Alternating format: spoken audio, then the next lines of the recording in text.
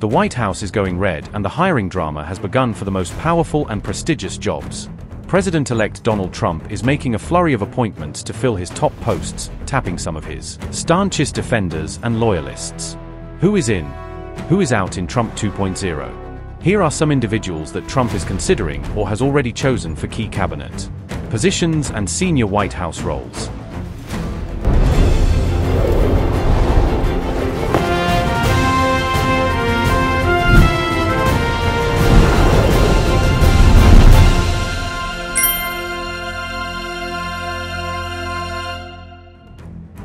With allies, outsiders, and controversial choices, Donald Trump has to navigate America through a tumultuous period, with uncertainty both at home as well as in the world.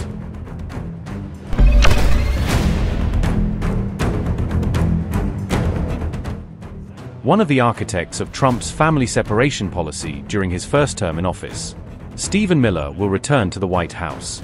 Miller helped craft many of Trump's hardline speeches and plans on immigration that included the travel ban on a number of Muslim-majority countries. As well as his policy to separate the children of undocumented migrants from their parents, Miller has hinted the administration could take further unprecedented steps to enact those deportations, including deploying National Guard troops from red states to enter uncooperative blue states.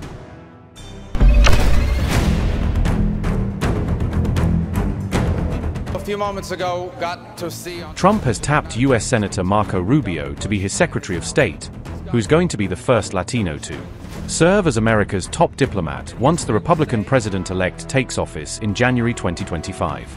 Rubio is known to be a leading China and Cuba hawk in the Senate, and a vocal advocate for strengthening ties with India. On Iran, Rubio called for the reimposition of a maximum pressure campaign against the regime in the aftermath of the October 1 missile attack against Israel. Rubio, who once challenged Trump in the 2016 Republican presidential primaries, has repaired his ties with the president-elect.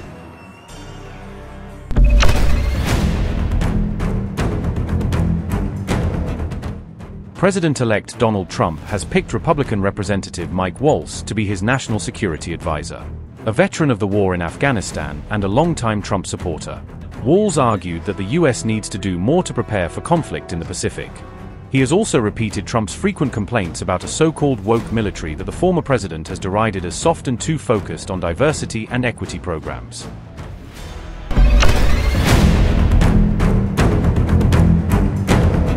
Appreciation for Susie and Chris, the job you did. Susie, come here. Come here, Susie. Chris, come here, Chris. Susie likes to stay sort of in the back, let me tell you. The Ice Maiden, we call her the Ice Maiden. Come here, Chris. Susie likes to stay in the background. She's not in the background. Come here, Susie. When Donald Trump delivered his victory speech in West Palm Beach, among those he thanked was a woman he called the Ice Maiden. A low-key manager, whom experts prefer to call the de facto leader of the Trump campaign, tipped to be White House power broker, Susie Wiles, often concealing herself behind a pair of polarized aviators. Susie Wiles is a seasoned Republican campaign manager who played a key role in the election victories of Ronald Reagan, Ron DeSantis, and Donald Trump in both 2016 and 2024. Making history as the first female chief of staff in the United States, she is the first member of Trump's team to be announced. Susie is tough, smart, innovative, and is universally admired and respected, Trump said in a statement.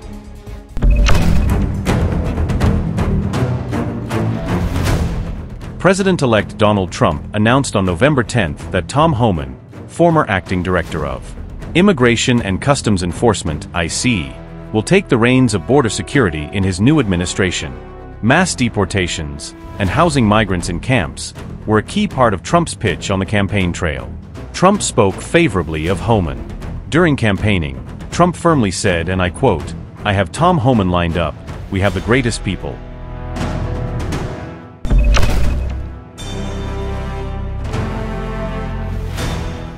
Elon Musk, who has given me his complete and total endorsement. That's nice. Smart guy. He knows what he's doing. He knows what he's doing. It's very, very much appreciated. I will create a government efficiency commission tasked with conducting a complete financial and performance audit of the entire federal government and making recommendations for drastic reforms. We need to do it. Can't go on the way we are now. Elon Musk, who turned into a full-fledged cheerleader for Trump and who holds billions in federal contracts, has reportedly sought a role in a second Trump administration in charge of the regulators that oversee him. As per The Guardian, the world's wealthiest person has proposed the establishment of a Department of Government Efficiency. However, Trump has been acknowledging one thing, that Musk is probably too busy for a cabinet-level role. We have Vivek Ramaswamy.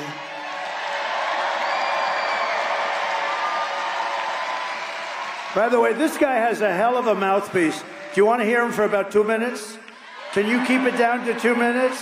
Come on, let's go. Get up here, Vivek. What a mouthpiece on him. Oh, boy. He's like a machine gun. Come on up here, Vivek. All right, now he's a great guy. Great future. Please. I want you to give it up for the greatest president of the 21st century standing right here, Donald J. Trump. We had a secure border, a growing economy. People were living prosperous lives with crime going down in this country. We were on the brink of war with North Korea. What happened? We had no major conflicts around the world when this man was our commander-in-chief.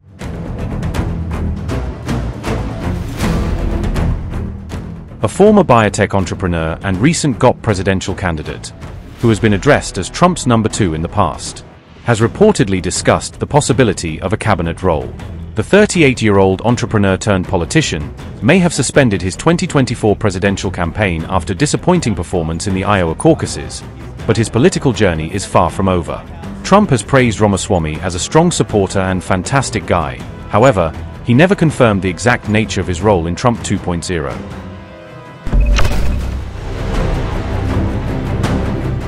He is a great person. I've known him for so long. For the past 16 months, Robert F. Kennedy Jr. I will tell you, we are both in this to do what's right for the country. That's one thing I can tell you. The food that you're feeding them is not filled with chemicals that are going to give them cancer and chronic disease.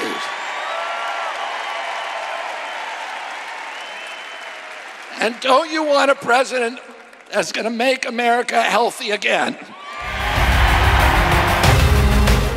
Trump's openness to appointing Kennedy has sparked considerable debate due to Kennedy's views on vaccine safety and public health.